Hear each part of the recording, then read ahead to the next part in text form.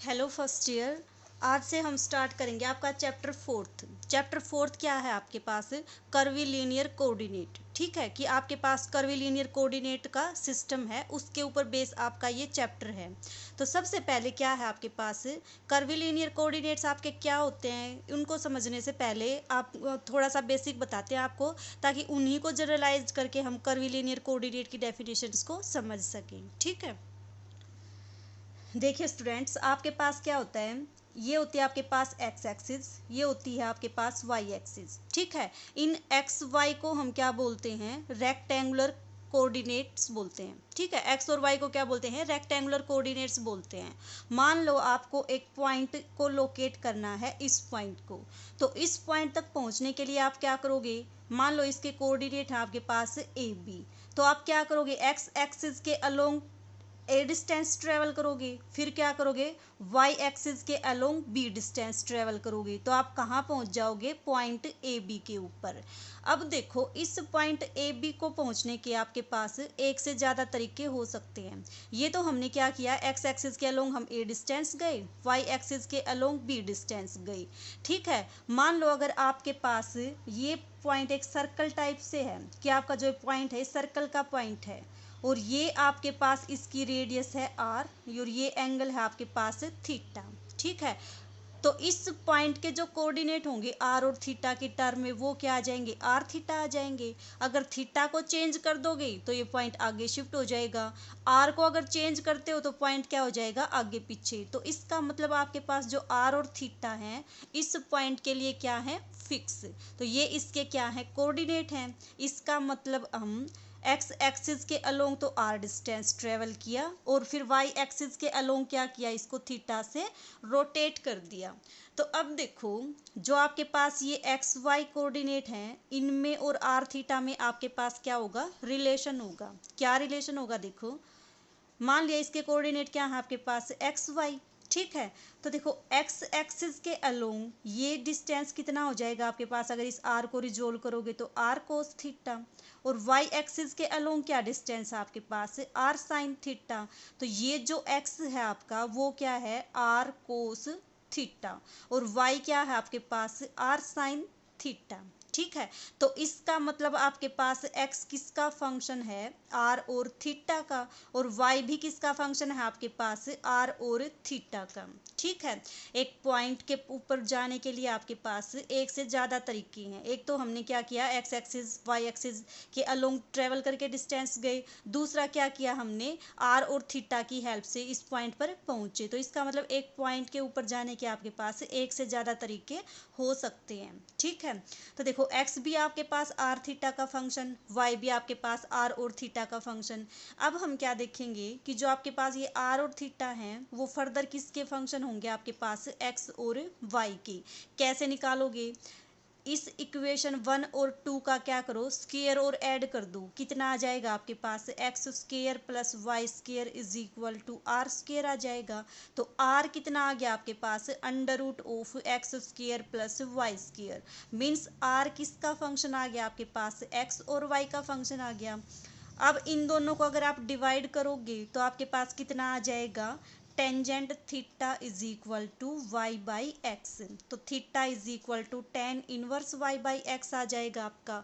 तो इसका मतलब थीटा भी क्या आ गया आपके पास? फंक्शन आ गया एक्स और वाई का। तो देखो दोनों सिस्टम में आपके पास रिलेशन आ गया ना, कि एक्स और वाई अगर आपके पास आर और थीटा के फंक्शन हैं, तो हम आर और थीटा को भी फर्दर एक्स और वाई की टर्म में निकाल सकते हैं। ठीक है, तो ये तो था किसके बीच में, कि हम दो तरीके से पॉइंट के ऊपर पहुंचे और दोनों में आपके पास क्या है? रिलेशन है।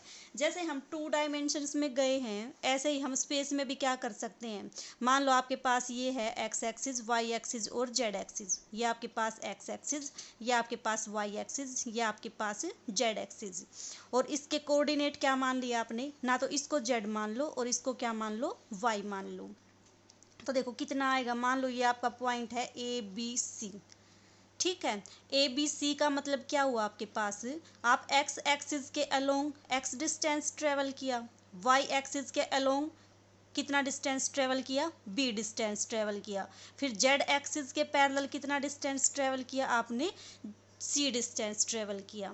तो इस पॉइंट पे पहुंचने का एक तरीका तो हुआ आपके पास ये, ठीक है। स्पेस में इस पॉइंट के ऊपर पहुंचने के और भी तरीके हैं और उनमें भी आपस में क्या होगा, रिलेशन होगा। जैसे आपके पास 2D में रिलेशन था ऐसे ही, ठीक है। तो इसका मतलब क्या हुआ कि अगर किसी पॉइंट के कोऑर्डिनेट आपके पास एक्स वाई हैं और आर थीटा भी हैं, तो अगर एक्स और वाई आर और थीटा के फंक्शन हैं तो आर और थीटा भी क्या होंगे, एक्स और वाई के फंक्शन होंगे, ठीक है। तो सिमिलरली आपके पास क्या होते हैं, कर्विलीनियर कोऑर्डिनेट्स होते हैं। जैसे इनको आप एक्स एक्सिस वाई एक्सिस को क्या बोलते हो, रेक्टेंगुलर कोऑर्डिनेट्स बोलते हो।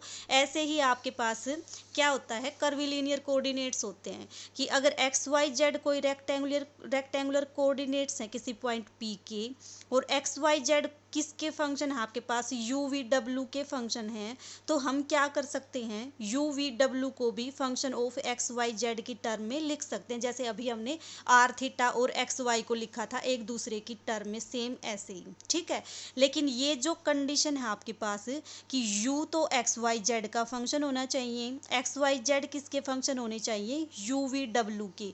ये जो ट्रांसफॉर्मेशन है एक दूसरे की अंदर, वो कब एग्जिस्ट करती है आपकी, जब एक तो ये क्या हो, सारे के सारे सिंगल वैल्यूड हो, दूसरा आपके पास क्या हो, इनका कंटिन्यूस डेरिवेटिव एग्जिस्ट करता हो।